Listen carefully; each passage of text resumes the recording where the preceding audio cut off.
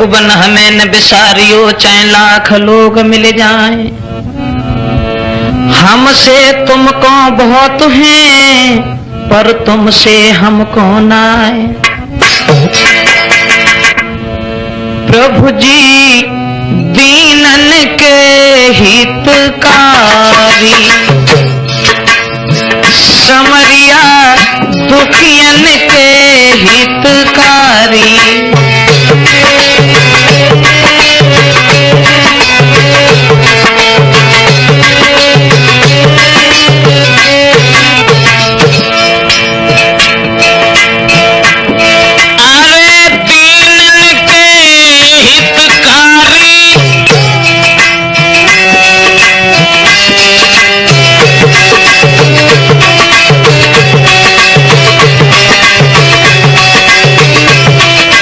सरकारी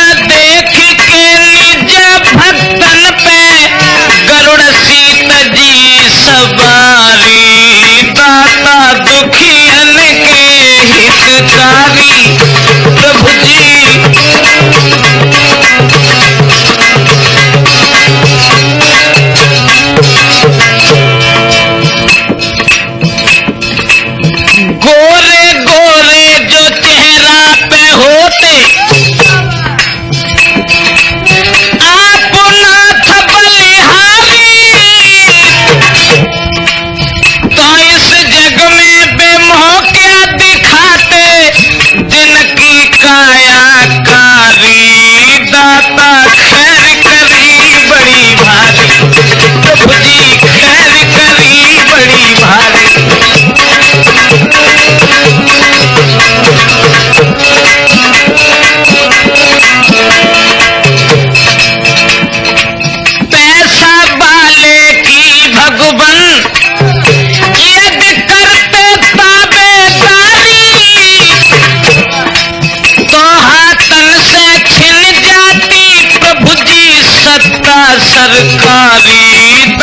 खैर करी बड़ी भारी, प्रभु जी खैर करी बड़ी भारी।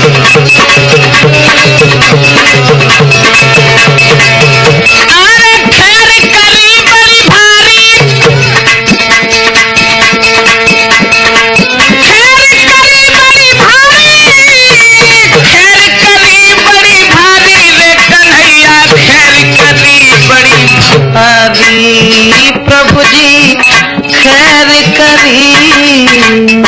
जो है गौएं चराने के लिए आते जाते हैं, घर से सब ग्वाल बाल जो भी माखन लेके जाते हैं और ये छीना झपटी करके एक दूसरे से और फिर खाते हैं।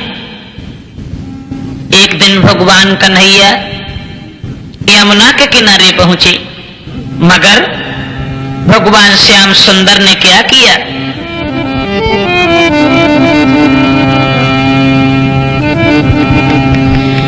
कि बछड़ों को 34 बिखरा के और माखन रोटी को खोल लिया।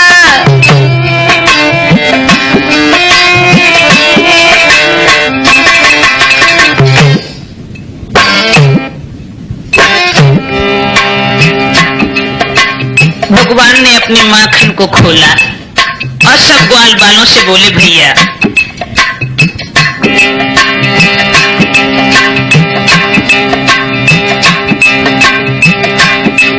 बछड़ों को 34 बिखरा के माखन रोटी को खोल लिया। अपने अपने हिस्सा में से ग्वालों ने सबको बांट दिया।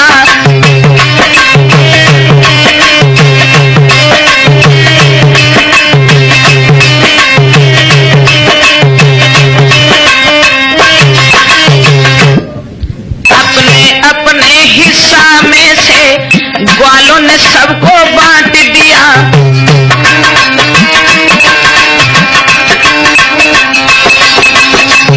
भगवान कन्हैया ने अपने अपने हिस्सों में से लेकर के सबको माखन रोटी बांटने लगे। और भगवान बोले, देखो ग्वाल बालो, आज हम सबकी जांच करेंगे। जांच कैसी जांच करेंगे? तो भगवान कृष्ण बोले, देखो ग्वालो, मोहन बोले, अच्छा भाई, और मैं सबका स्वाद बताऊंगा, कि लाओ थोड़ा थोड़ा फिर से, अब मैं जांच जांच के खाऊंगा।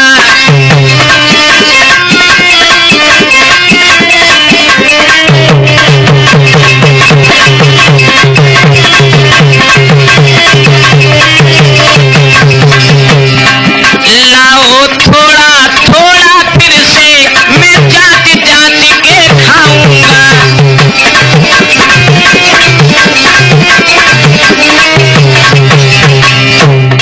जो भगवान श्याम सुंदर ने जवाब दिया, ग्वाल वालों, अपनी अपनी माखन मेरे पास लेके आओ, आज हम ये देखेंगे देखें किसकी मैया जो है माखन अच्छा जमाती है।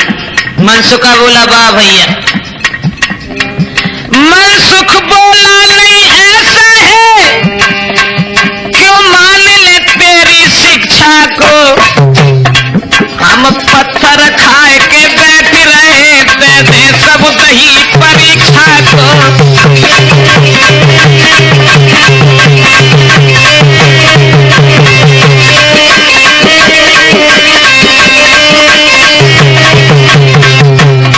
हम पत्थर खाए के बैठ रहे, दे दे सब दही परीक्षा को।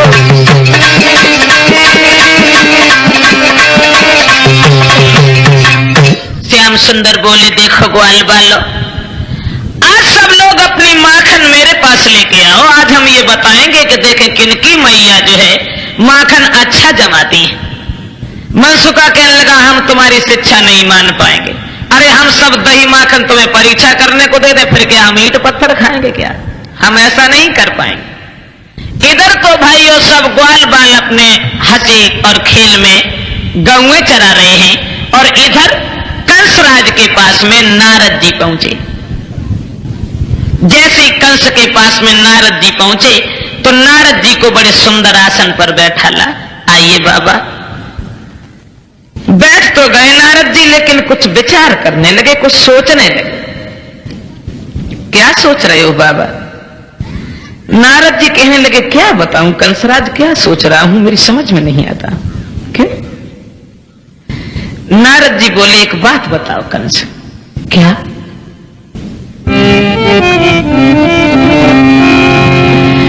कि नारद बोले, दिन दिन तेरी क्यों दशा बिगड़ती जाती है, राजा दशा बिगड़ती जाती है।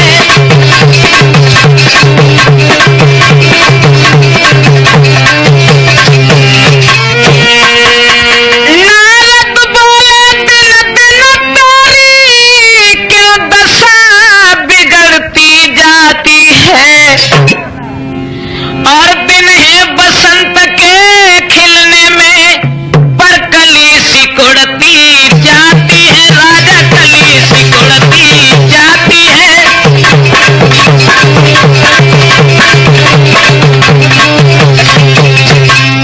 क्या कारण है कंस? मैं देखता हूं कि दिन प्रतिदिन तुम्हारे चेहरे पर बड़ी उदासी सी बनी रहती है, मगर समझ में नहीं आता राजन। अगर शंका होए काऊ दुश्मन की तो धावा करो हराए डालो, अंदर से कछु रोग भयो डॉक्टर पे दवा कराए डालो।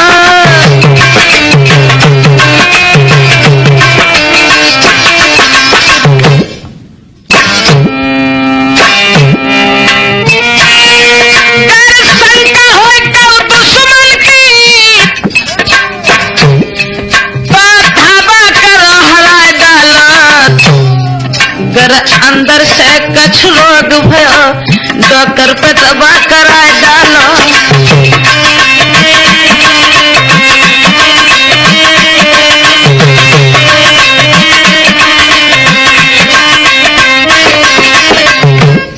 जर अंदर से कछ रोग भयो डॉक्टर पे दवा कराए डालो।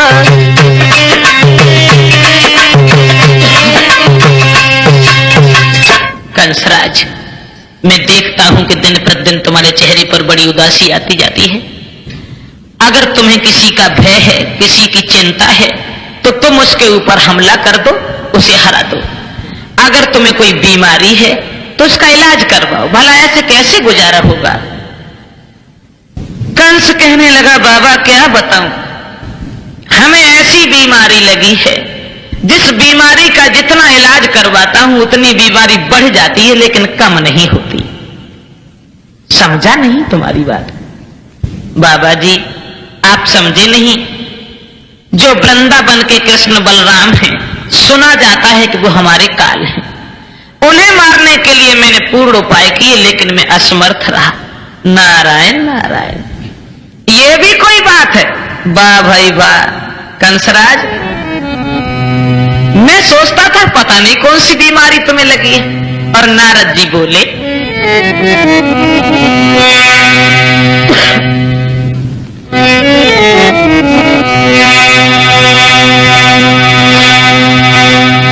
कि बोले तो क्या बंधन होगा मकड़ी के धागा कच्चे से, और तुम भी राजन कर गए हो ना कुछ यादव के बच्चे से।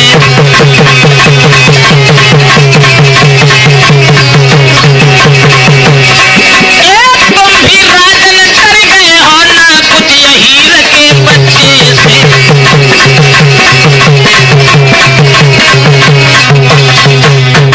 वाह भाई वाह, मैं तो सोचता था कि पता नहीं कौन सी बीमारी लगी है। कंसराज, परेशान होने से कुछ नहीं होगा। एक अकल हम तुम्हें बता रहे हैं, जिस अकल पर अगर तुम चल जाओ तो कृष्ण बलराम तुम्हें मारने नहीं पड़ेंगे बल्कि स्वयं मर जाएंगे। बोलो बाबा, बताओ कौन सी अकल? नारद जी कहने लगे, कंसराज अकल तो ये है कि तुम काली दह से जो कमल के फूल हैं वो मंगवाओ। नंद बाबा के लिए खत में ये साफ साफ लिख दो कि काली दह से हमारे लिए कमल के पुष्प लेके आए, अन्यथा तुम्हारे सभी खानदान को पकड़ करके जेल में डलवा दिया जाएगा। और जब जेल का नाम सुना तो कंस कहने लगा, बाबा बहुत सुंदर बहुत सुंदर। हकीकत तो यह है कि तुम्हारे जैसे महात्मा हो जाए तो संसार में सबका उद्धार हो जाए। नारद जी बोले, हाँ हाँ कंसराज, मैं तो खुद चाहता हूं कि भगवान तुम्हारा कितनी जल्दी उद्धार हो। भाइयों, अब कंस कहने लगा, एक बात और बताओ, अगर हम सूचना भेजें तो कैसे भेजें, किसके साथ भेजें? तुम तो कुछ नहीं जानते। कंस कि नारद बोले कारण कैसा, और सीधी आज्ञा पहुंचा देना।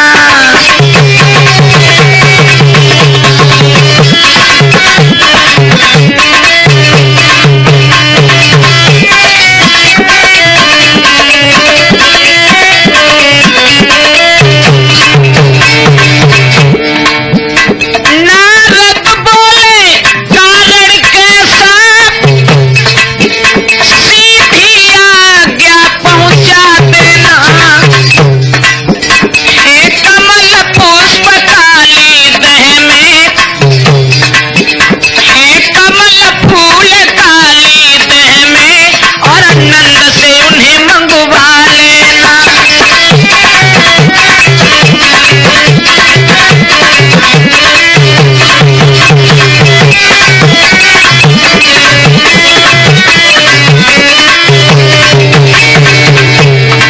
ओ कंसराज, सीधी आज्ञा पहुंचा दो और ये खत में लिख दो, अगर तुम वृंदावन में रहना चाहते हो तो हमारे लिए काली दह से कमल के फूल लेके आओ। और जानते हो राजा,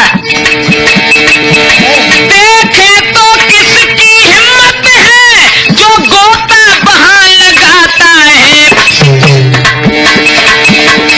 कौन वहां त्यागी ऐसा जो अपने प्राण गंवाता है।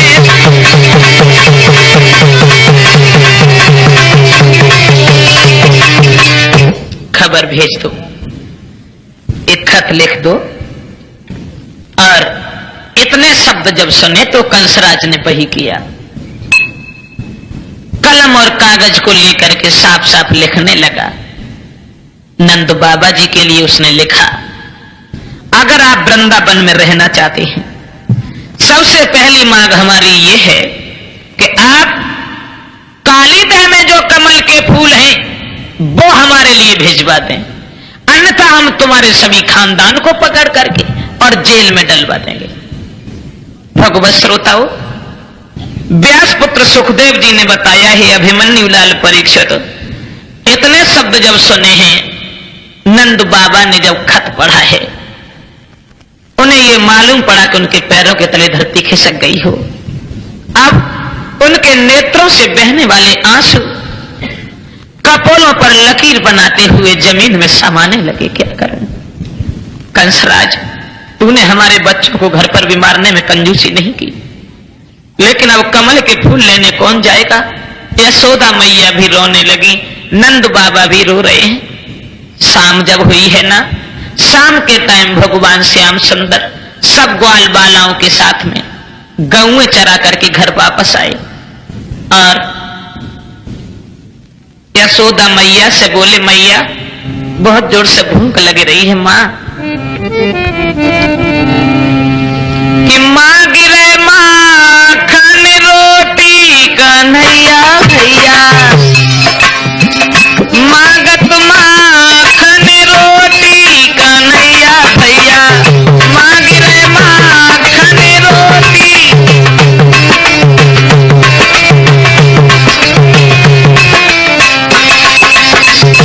बहुत जोर से भूख लगी यशोदा माँ, घर में अगर कोई चीज हो तो लाके मुझे दे दो। यशोदा माँ भोजन तो ले आई भाइयों, और भोजन कृष्ण के सामने रख दिया और रो करके एक शब्द कहा, ओ श्याम सुंदर,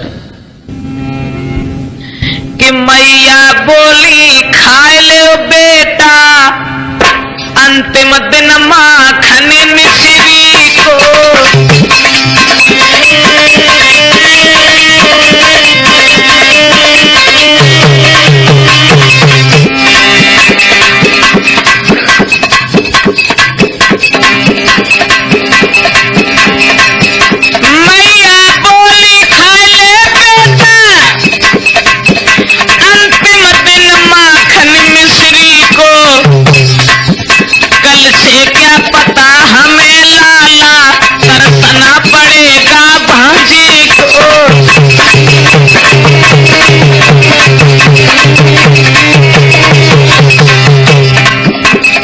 श्याम सुंदर, इस दूध दही और माखन से शायद अब भेंट नहीं होगी, तेरे बाबा बंधे कहीं होंगे जब मैया बंधी कहीं होगी।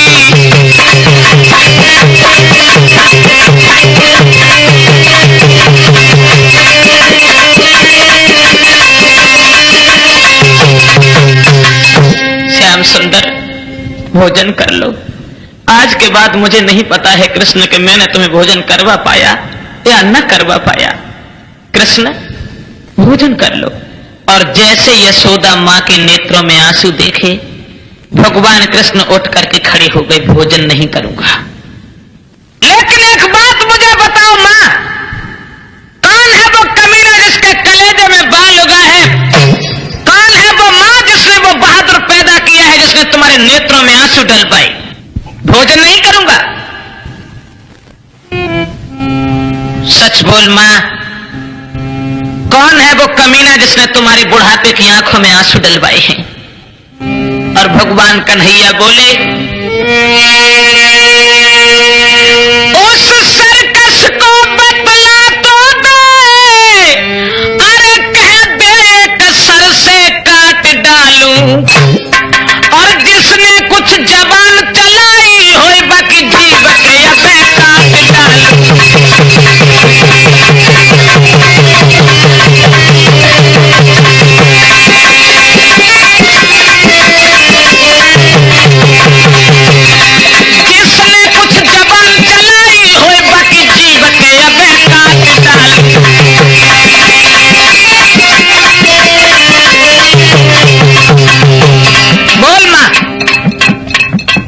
है वो माँ जिसने वो पहलवान पैदा किया है? कौन है वो कमीना जिसके कलेजे में बाल उगा है? बोल माँ। मैं तुम्हारे नेत्रों के आंसू नहीं देख सकता। तुम हमें बालक समझ रही हो?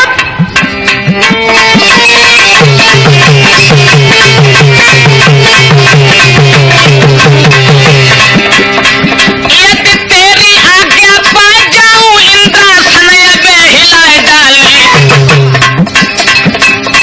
का सूरज चांद को निकल जाए इनको हम खाक मिलाए डाले।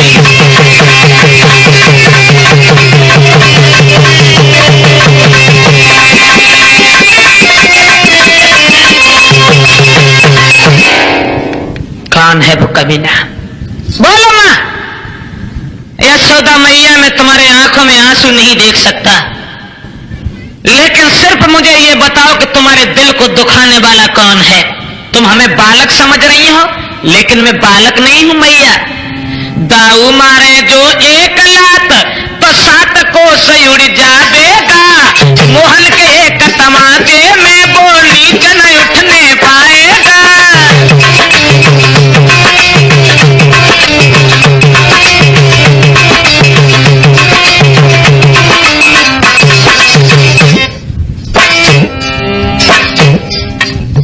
सच बोल माँ, सच बोलो।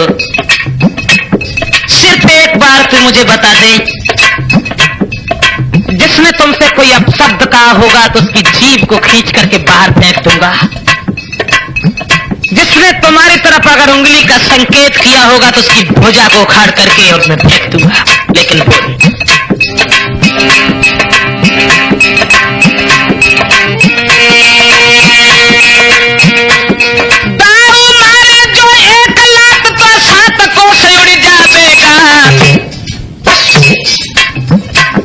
मोहन के एक तमाचे में वो नीचे नहीं उठने पाएगा।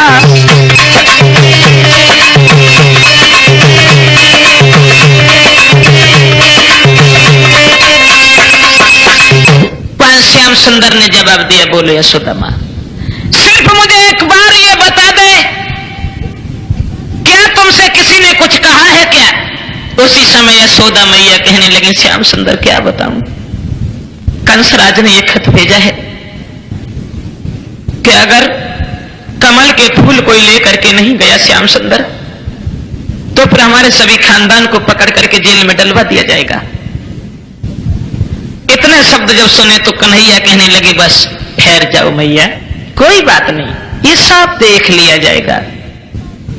सुबह ही सुबह भगवान श्याम सुंदर ने सब ग्वाल बालों को पास में बुलाया है और ग्वालों को पास बुला करके जवाब दिया है, ग्वाल बालों, आज हम लोग कोई खेल खेलने के लिए चलेंगे। श्याम सुंदर ने ग्वाल बालों को बुला करके जवाब दिया, भैया आज तो हम तुम्हें कोई ऐसा खेल खेलेंगे जिस खेल में कुछ टाइम पास होगा। मनसुका, दामा, संकीर्ण, मदन, जितने भी ग्वाल बाल थे सब ग्वाल बाल चले। तो दामा बोला, कन्हैया आज जौन सा खेल हम बताएं वो खेल खेलो। बताओ, तुम बताओ। दामा बोलो, कन्हैया आज हमारी मैया ने बड़ी सुंदर गेंद बनाई, अगर तुम कहो तो हम और तुम चले के गेंद खेलें। गेंद? हाँ। एक बात और सुन लो कन्हैया, अगर हमारी गेंद कहूं धोखे से चली गई तो हम अपनी जहे गेंद तुमसे मंगवाई ली, समझे? कन्हैया बोले, भैया गेंद कहूं ना चली जाए, काहे को परेशान हो, भला हम लोग गेंद खेलेंगे, कहीं खोने तो नहीं जाएंगे। दामा बोलो, बात तो तुम्हारी सही है, हमारी मैया ने बड़ी सुंदर गेंद बनाई है।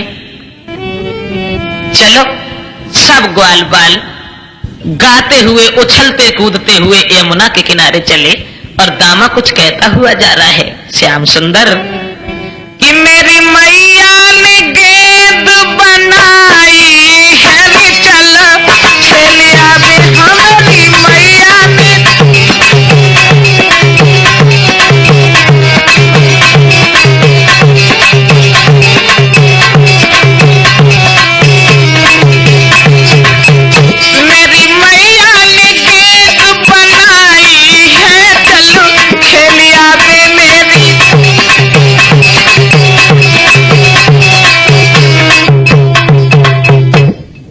गेंद को लेकर के चले।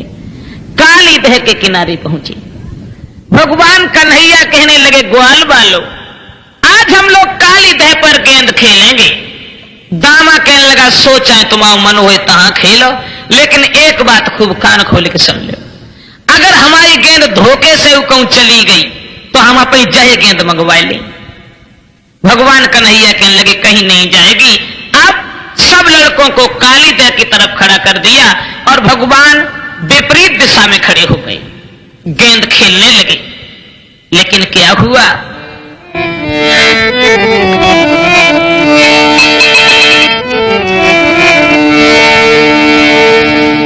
अरे खेलत खेलत गेंद रे तमाशा दादा किया, एक काली दह को बांध ले निशानों फौरन लिया।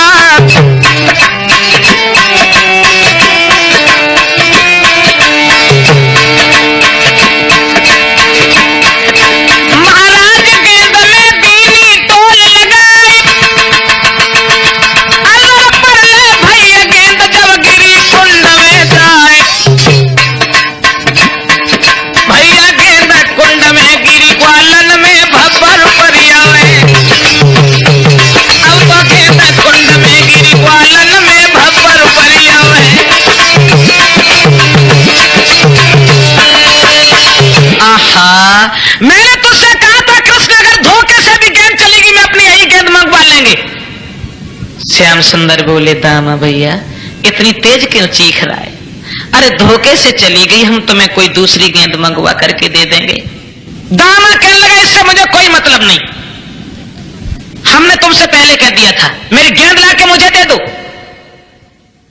दामा भैया तुम्हारी गेंद जो है काली दह में चली गई है, लेकिन जानते हो काली दह में कालिया नाग रहता है, जिसके कारण पानी भी इतना विषैला बन चुका है कि पक्षी भी अगर आकाश से ऊपर से उड़ करके निकल जाता है वो भी सदा सदा के संसार से जुदा हो जाता है। दामा हम तुम्हें दूसरी गेंद ला करके। दामा कहने लगा, इससे मुझे कोई मतलब नहीं। आगे बढ़ करके दामा ने भगवान के पीतांबर को पकड़ लिया, और जब भगवान के पीतांबर को पकड़ा तो कृष्ण कहने लगे, ओ दामा मेरी बात सुन, छोटी सी गेंद के पीछे तू हमें पागल समझ रहा है कि हर बोले ना कुछ मसले पर और तू विश्व उखाड़े देता है। दामा विश्व उखाड़े देता है।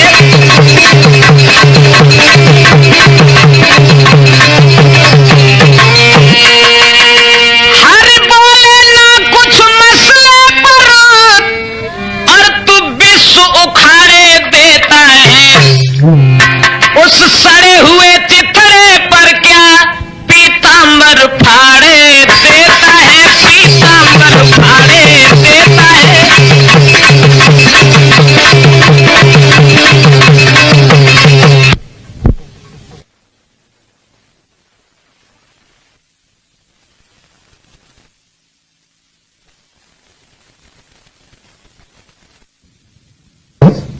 अलग हट जा, एक छोटी सी गेंद के पीछे इतना तंग किए है मुझे।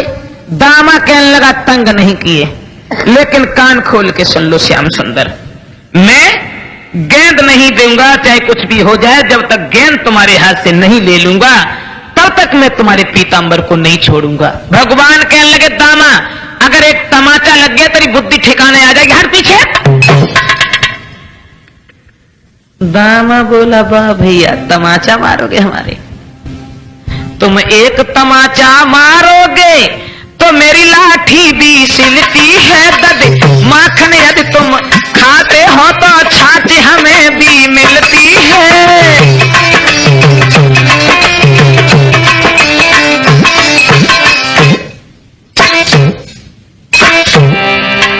ओ कन्हैया, हमसे कह रहे हो कि तमाचा मार देंगे, अगर तुम तमाचा मारोगे तो मेरे हाथ में लाठी है, समझे?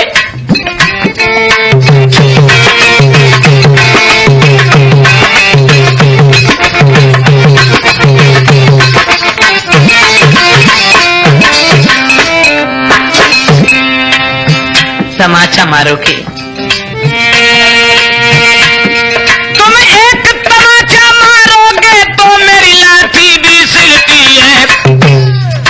दूध माखन यदि तुम खाते हो तो छाछ हमें भी मिलती है।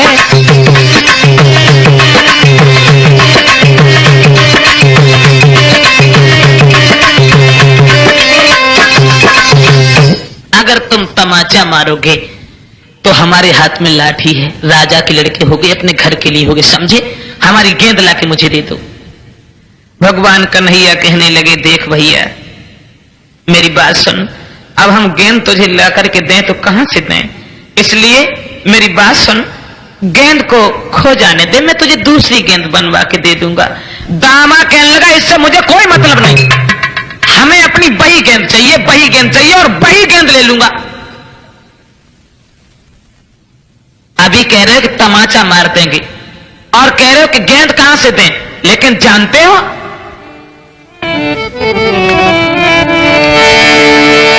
कि जब 2 दिन हमें न पाओगे और तब यहां पर ठिकाने आओगे। दामा बोला कि जब 2 दिन हमें न पाओगे तब यहां पर ठिकाने आओगे और देखना आप ही घबरा के दामा दामा चिल्लाओगे।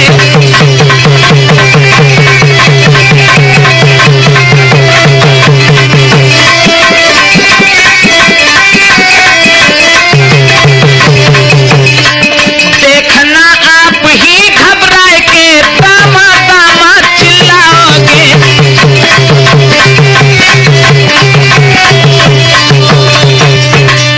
अभी कहते हो कि तमाचा मार देंगे, गेंद कहां से लाके दूं, लेकिन एक बात सुन लो, आज से मैं तुम्हारे साथ कभी नहीं रहूंगा, न कभी तुम्हारे साथ खेलने जाऊंगा।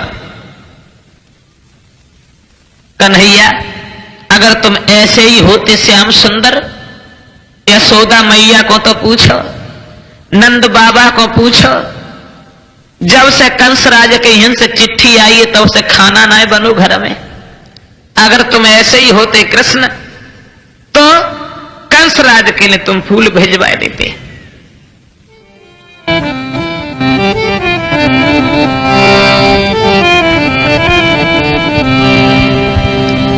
जो भगवान कन्हैया कहने लगे, दामा ज्यादा बड़ी बात बोलने की कोशिश मत कर। और भगवान कृष्ण बोले, ओ दामा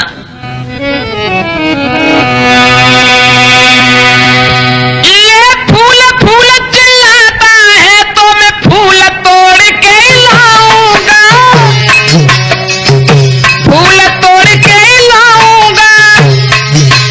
पाताल लोक में भी होगी तेरी गेंद ढूंढ के लाऊंगा।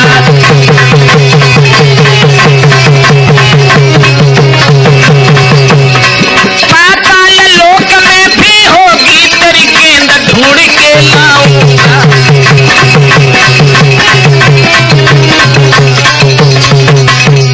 ओ दामा कंस की धौंस क्या देता है उसको भी देखूं भालूंगा।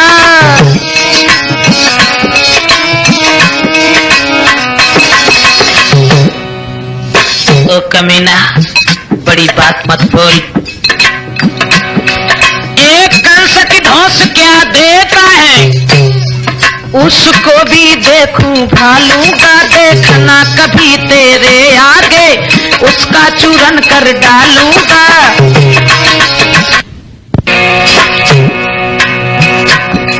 एक कंस की धौंस क्या देता है उसको भी देखूं भालूंगा। देखना कभी तेरे आगे उसका चूरन कर डालूंगा।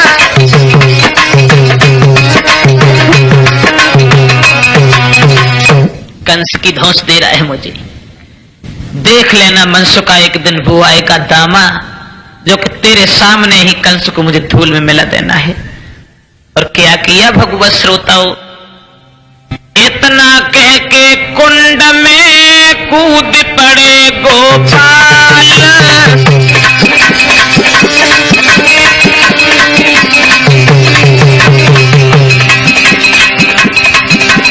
इतना कह के कुंड में कूद पड़े गोपाल।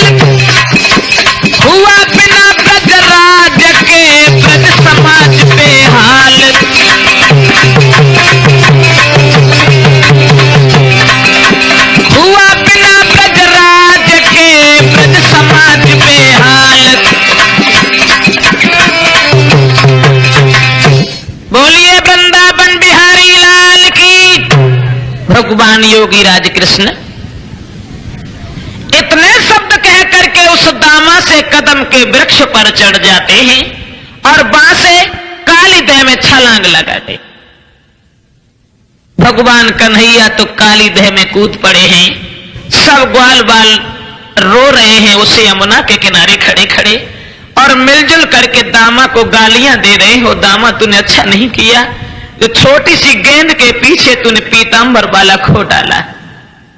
भगवत श्रोताओ, सब ग्वाल बाल रो रहे हैं। दामा भी अपनी करनी पर पछता रहा है, मैंने बहुत बुरा किया जो भगवान को कुंड में डुबो दिया। कुछ ग्वाल बाल भाग करके यशोदा मैया के सामने पहुंचे, आंखों में आंसू लेकर के जवाब दिया, यशोदा मैया क्या कहूं। यशोमती मैया से बोले ग्वाल बाला, यमुना में डूबो मैया तेरा नंद लाला।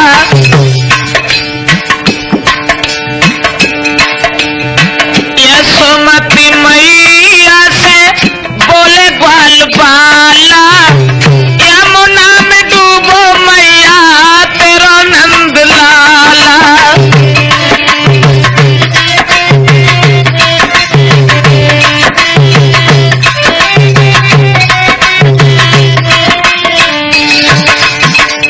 जवाब दिया यशोदा मां, भगवान श्याम सुंदर यमुना में डूब गए।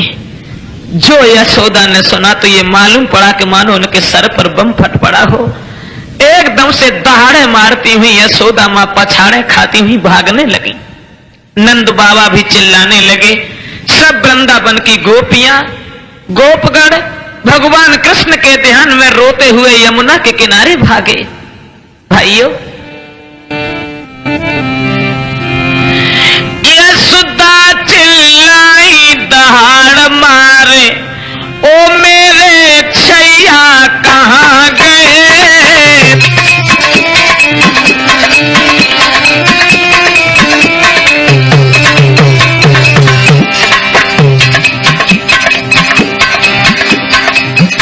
यशोदा चिल्लाई दहाड़ मारे, ओ मेरे छैया कहां गए।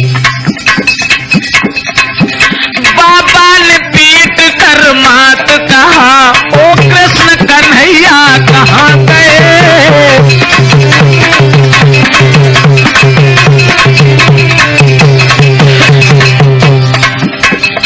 भाइयों, क्या दशा बन गई उस वृंदावन की, क्या दशा बन गई उन वृंदावन के लोगों की।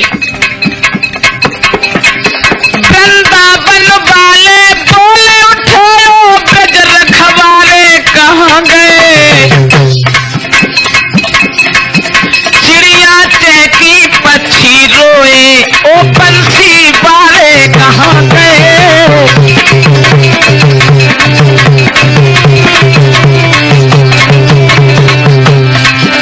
गौएं रोई चिड़िया चहकी, ओ पंछी वाले कहां गए।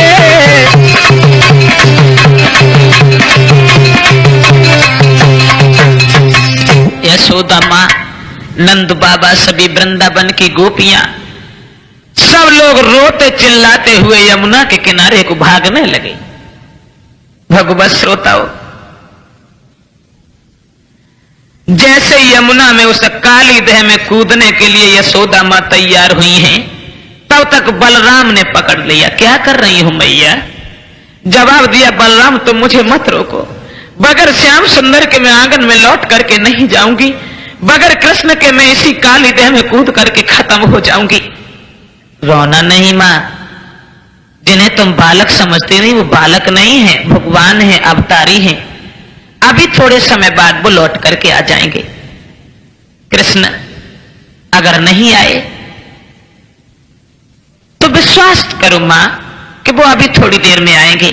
यशोदा मां कहने लगी, नहीं बलराम, मुझे ढकेल दे इस यमुना में, बगैर श्याम सुंदर के मैं लौट करके वृंदावन में नहीं जाऊंगी। बलराम समझा रहे, नहीं मैया, विश्वास करो मेरी बात पर।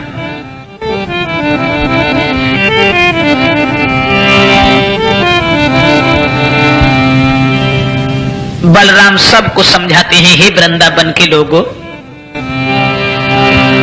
कि खलबीर जिन्होंने चीर दिए, बीसों लीलाएं धारी हैं, प्यारे मित्रों ये याद रहे बेमनुज नहीं अवतारी है।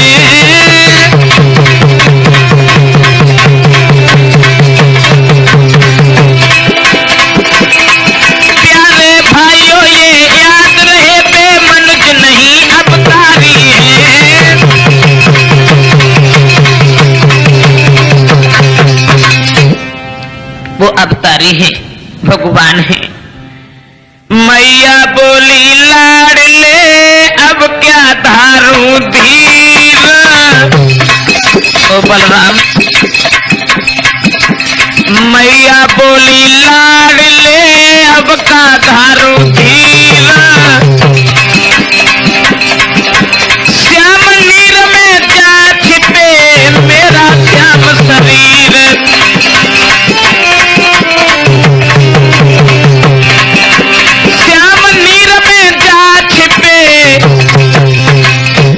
अब धीर के रखने से क्या होता है बलराम, तुम मुझे वहीं भेज दो जहां हमारा कृष्ण है। अब क्या हुआ भाइयों, इधर तो बलराम सब वृंदावन के लोगों को समझा रहे हैं, इधर भगवान कन्हैया कालिया नाग के पास पहुंचे।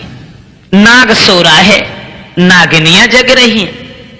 भगवान एक मटकीली सी चांद चलते हुए जैसे ही आगे बढ़े, एक कहने लगी, ये पागल हो गया है क्या है? इसे भय नहीं लगता जो काल के गाल में भागता हुआ चला आ रहा है?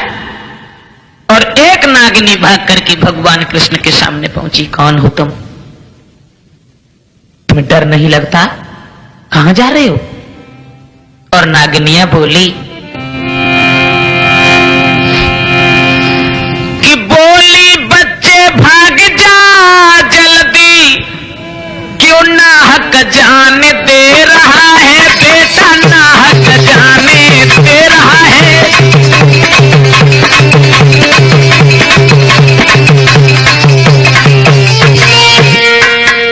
बोली बच्चे भाग जा जल्दी, और क्यों नाहक जान दे रहा है। सौभाग्य समझ अपना बेटा, जो काली नाग सो रहा है बेटा, काली नाग सो रहा है।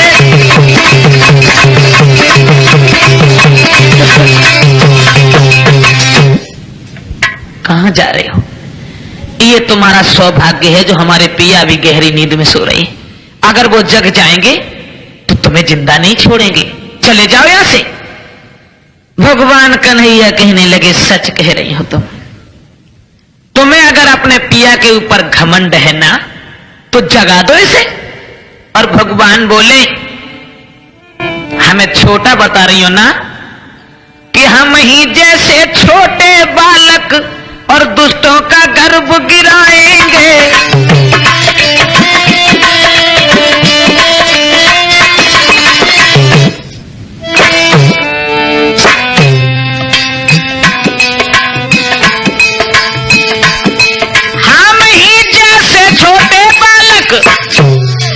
दुष्टों का गर्भ गिराएंगे, हमें तो बंसी बंसी वाले बंसी अजहीन बजाएंगे।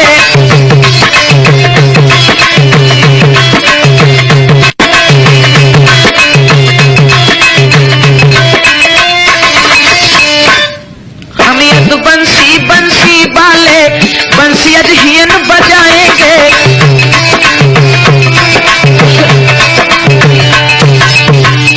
नागिनियों, हम ही जैसे छोटे बालक तो दुष्टों का घमंड गिराने के लिए आए। अगर तुम्हें अपने पिया के ऊपर गर्व है ना, जगाए जराए अपने पति को, और कुछ बात उसी से करना है। और जब मरने को ही आया हूं तो फिर मरने से क्या करना है।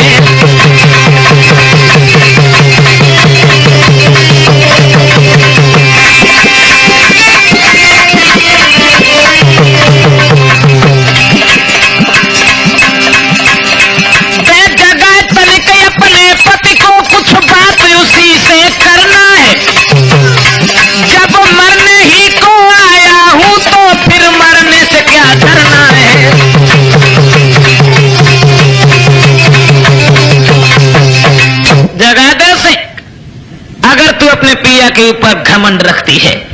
आगे बढ़कर के भगवान कृष्ण ने क्या किया कि जब कालिया नाग के पास पहुंचे, अरे यो कह के हर ने नाग की अरे पूछ को दिया दबाए, हाथ में दियो है पूछ दबाए।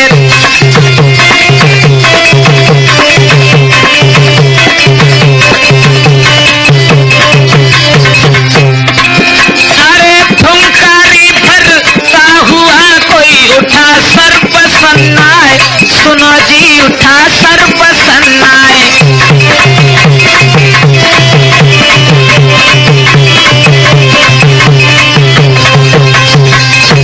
जो भगवान ने आगे बढ़ करके कालिया नाग के पूंछ पर अपना पैर रख दिया, एकदम से कालिया नाग उठ के खड़ा हो गया। भगवान कृष्ण के सामने कालिया नाग फनों को सीधा करके क्या किया उसने कि फन फन सननन की ध्वनि करके और वह मनमोहन से लिपट गया और हन हन कर फन मारता हुआ तन तन कर तन से लिपट गया।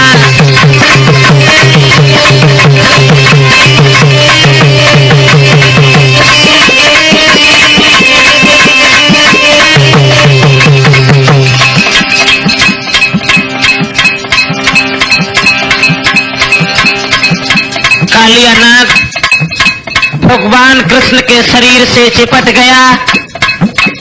भगवान कृष्ण के शरीर को चारों तरफ से कालिया नाग ने घेर लिया। जिस समय कालिया नाग के मुंह से फुसकार निकलती है तो ये मालूम पड़ता है कि ज्वाला जैसी लपटें छूट रही हैं। क्या दशा बनी?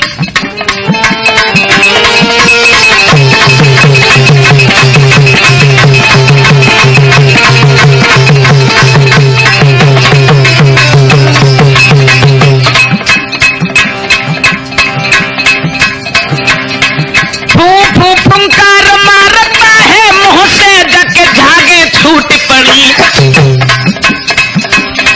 यमुना का पानी खोल गया ज्वाला जैसी लपटें छूट पड़ी।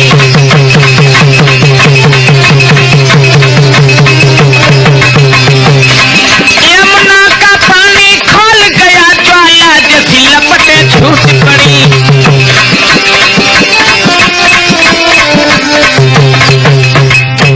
भाइयों, कालिया नाग ने भगवान के शरीर को चारों तरफ से घेर लिया है, शरीर से चिपट गया।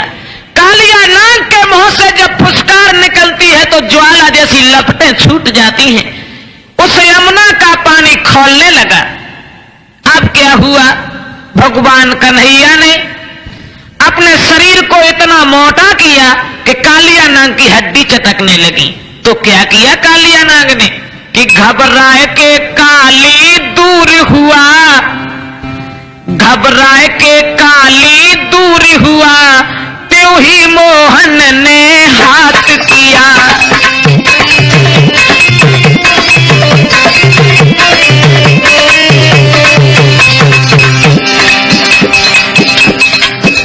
घबराए के काली दूर हुआ,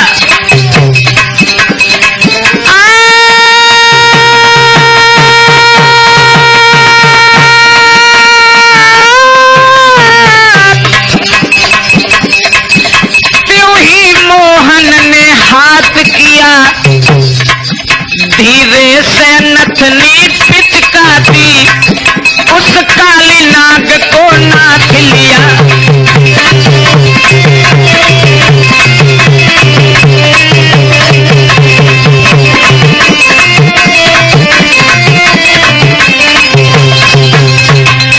भाइयों, कालिया नाग भगवान कृष्ण से शरीर से छूट करके अलग जब हुआ है, भगवान ने इतनी फुर्ती की है कि कालिया नाग को जब नाथ लिया। मगर भाइयों, फन के ऊपर जब भगवान श्याम सुंदर पहुंच जाते हैं, जिस फन को कालिया नाग ऊपर उठाता है भगवान उसी के ऊपर पैर रख देते हैं।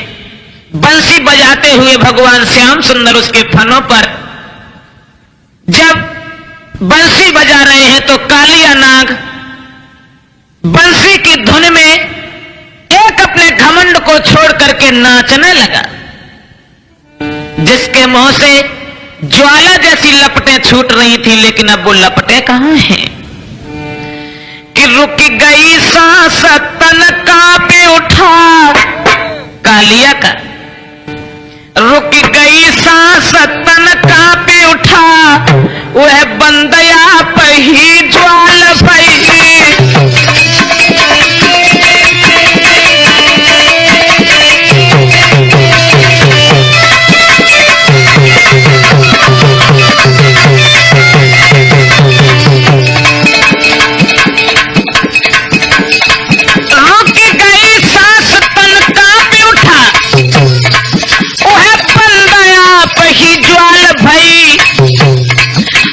चला खून उसके मुंह से यमुना की धारा लाल भई।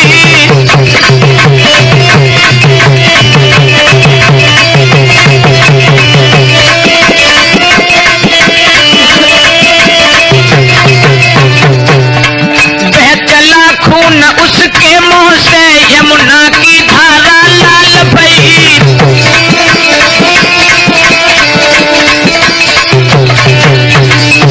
मेरे भाइयों, भगवान श्याम सुंदर ने जिस समय फन पर ऊपर चढ़ जाते हैं, तो जिस फन को ऊपर करता है भगवान कृष्ण उसी के ऊपर पैर रख देते हैं। यहां तक हुआ कि कालिया नाग के मुंह से जो झागे छूट रही थी, बल्कि खून निकलने लगा। और जब कालिया नाग के मुंह से खून निकलने लगा है, उसी वक्त नागिनियां भाग करके श्याम सुंदर के सामने पहुंची। महाराज, हम तो वैसे भी सब लोग तामसी जीव हैं ना, भला आपको क्या पहचान सकेंगे, इसलिए मुझे माफ करना। और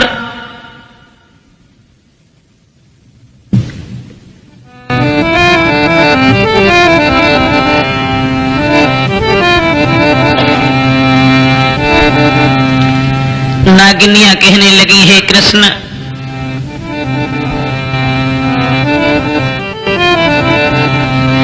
नागिन भी कहने लगी, कृपा करो भगवान। नागिन भी कहने लगी,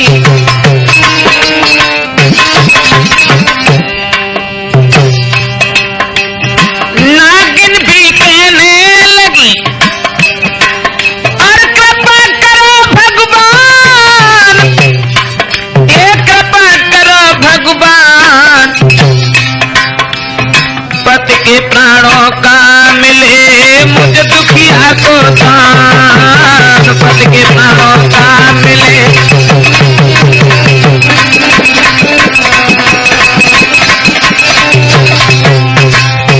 हमें पति के प्राणों का दान दे दो, इन्हें प्राण दान दे करके माफ कर दो।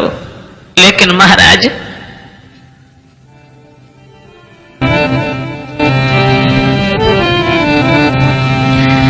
कि हम हैं तामसी जीव भगवन। नागिनियां बोली,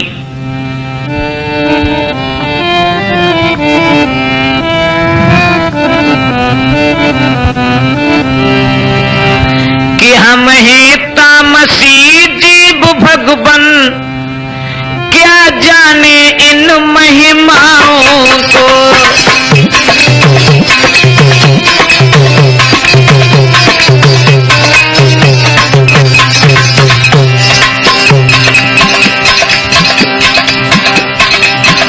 हम हैं तामसी जीव भगवन,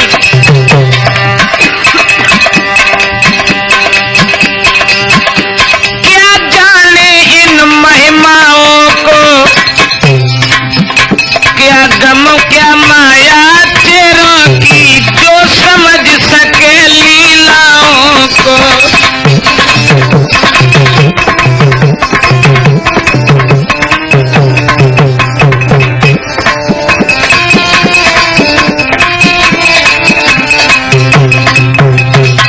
महाराज, हम लोग तो वैसे भी तामसी जीव हैं, इसलिए प्रभु एक विनती है हमारी तुमसे कि हे प्रभु सुहाग के आशीष से अनुरागिन का अंचल भर दो।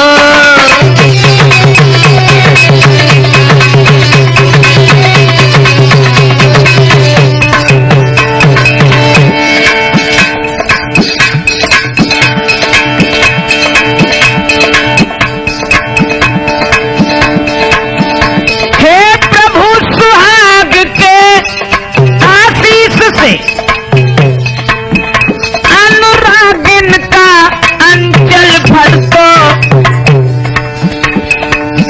अरे छोड़ दो नाग के प्राणों को महाराज, अरे छोड़ दो नाग के प्राणों को, मेरी चूड़ियां अमर कर दो।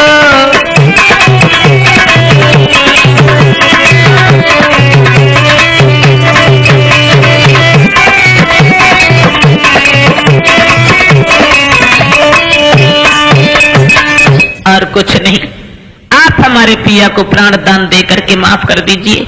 भगवान कहने लगे हाँ प्राण दान दे सकता हूं, लेकिन एक बात है कालिया नाग, क्या तुम काली देह को छोड़ जाओ, समझे? लो प्राण दान में देता हूं, तुम रमणक दीप चले जाओ। हाँ प्राण दान में देता हूं,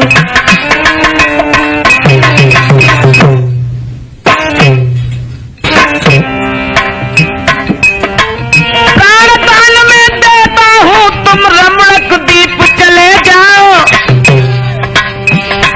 ये भी था समय।